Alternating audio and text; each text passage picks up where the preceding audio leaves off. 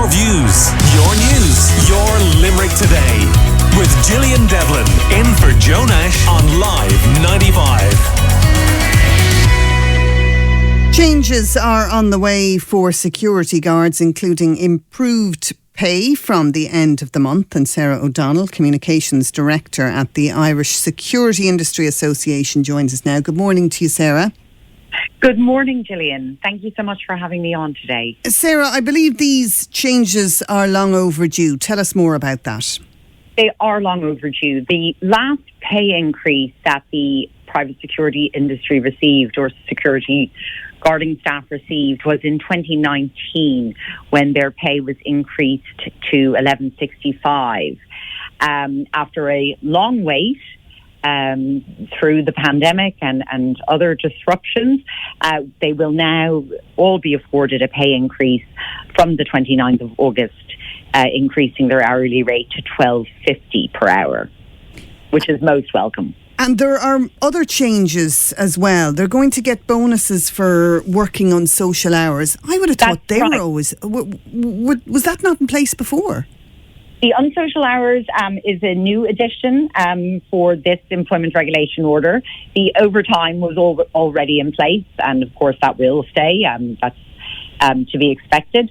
But the unsocial hours premium is a new addition to this employment regulation order. So you're telling me that if you had to work from, let's say, 10 p.m. at night until potentially 8 a.m. in the morning, you got paid the same as if you'd worked from 8 a.m. in the morning to 10 p.m. at night? Well, that's my understanding. Now, some people may have had specific contractual arrangements with employers, but they weren't obliged to pay you more. It wasn't covered in the employment regulation order. So that's a new and welcome change, in addition to the pay increase to $12.50, and that will also increase again in February 2023 to $12.90. Sarah, it strikes me as a particularly difficult job, security guard. You know, you're obviously at risk from time to time, depending on where, that's your job, is basically to be there in the event of something untoward happening. The hours are long and tiring and unsocial often. Do you think that up until now, they haven't been properly respected for what they do? I think they are absolutely respected for what they do, and they are managing risk, as you rightly point out. They're keeping people in businesses across the country safe and secure.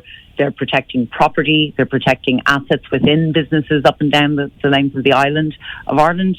So what they do is incredibly important, which is why it is great that the industry comes together, that employer representatives and employee representatives come together in an attempt to provide better terms and conditions than the minimum rates of pay would allow for.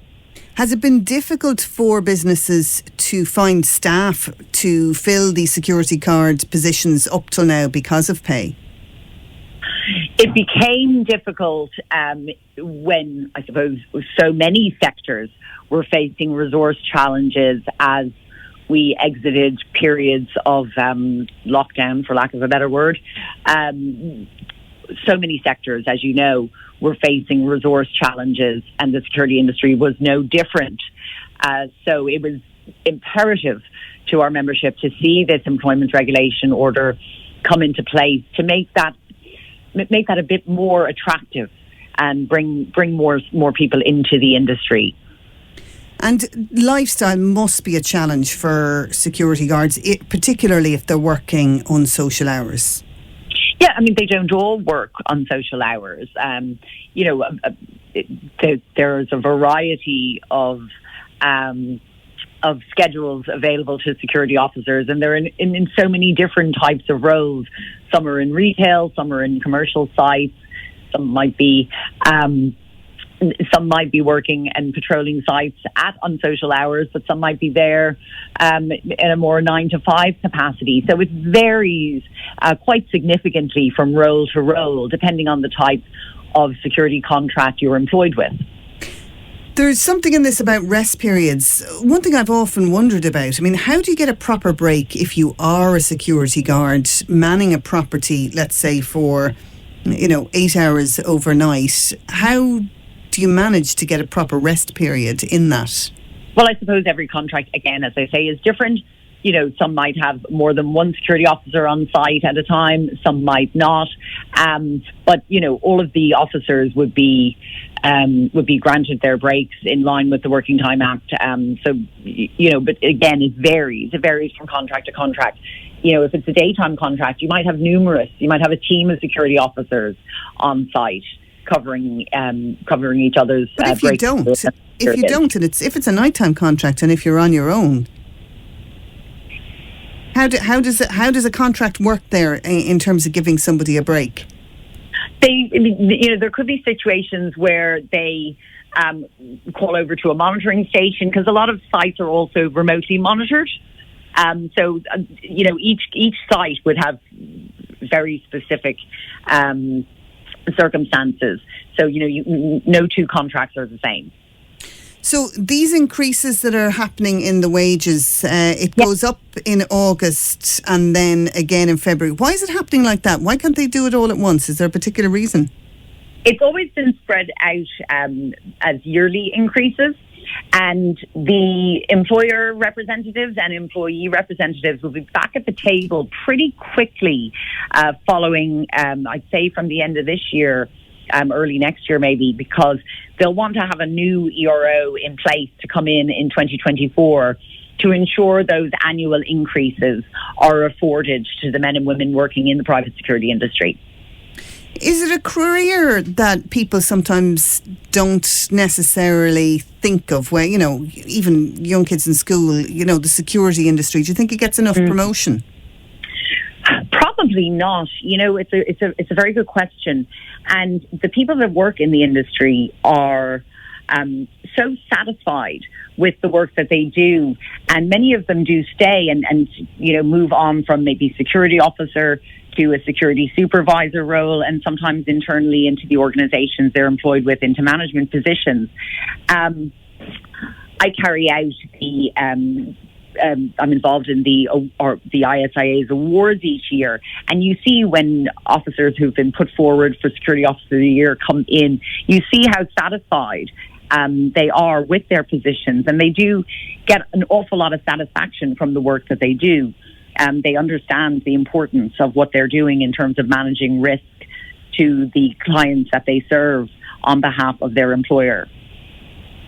Is it a career that women ever think of? And are there enough? I know we have at least one, because I know one female security guard in Limerick. I'm sure there's many more, but it is predominantly a male-orientated industry, isn't it?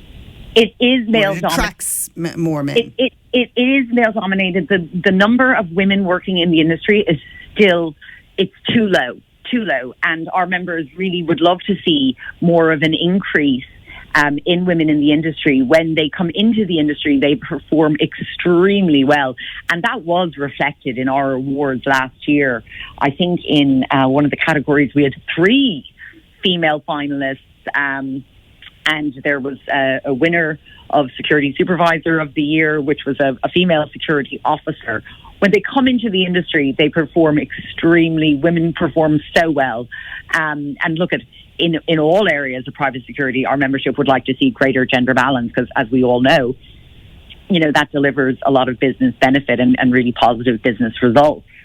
It's a great industry for women. Sometimes women benefit or really, really enjoy the flexibility in terms of hours and shifts that the industry offers. So we probably need to do a better job of promoting it even more to women, to continue to try and attract women into the industry, because our members certainly do want to see an increase in that area. Are they at a disadvantage, though? Because certainly, we would imagine, and maybe we're wrong, that physically you need to be as strong as possible if you're a security guard. No, I wouldn't say that's true. It's about relating to people. It's about managing risk. It's not necessarily a physical role. as I said, women perform extremely well, whether it's as security officers, door supervisors, security supervisors. They do perform extremely well. It's not a physical role. Door supervisors, is that are they still touchy about the word bouncers, which is probably what the average punter calls them? Yeah, and they don't tend to use that word in the industry. They do tend to say door supervisors. And again, that's about engaging with people and trying to positively engage with people and manage risk to the organisation that you're there to protect. And again, the right people do that job extremely well, and women have been also very successful in those roles. Of all the types of security guards, do you reckon the door supervisors at the pubs and the nightclubs get the hardest time? Again, every site is different and every site has challenges. A hospital equally has a lot of challenges for security officers. An extremely busy corporate site has a lot of challenges for security officers. They're different challenges, but all of the roles do involve challenges because, again, you're managing risk. You're there to protect the people who come in and out of that facility. You're there to protect the property. You're there to protect the assets. So all of the roles do come with challenges. Well, but those that work in the industry seem to truly enjoy the work that they do. Interesting stuff. Sarah O'Donnell, Communications Director at the Irish Security Industry Association. Thanks for joining us in Limerick Today this morning. Your views, your news, your Limerick Today with Joe Nash on Live 95.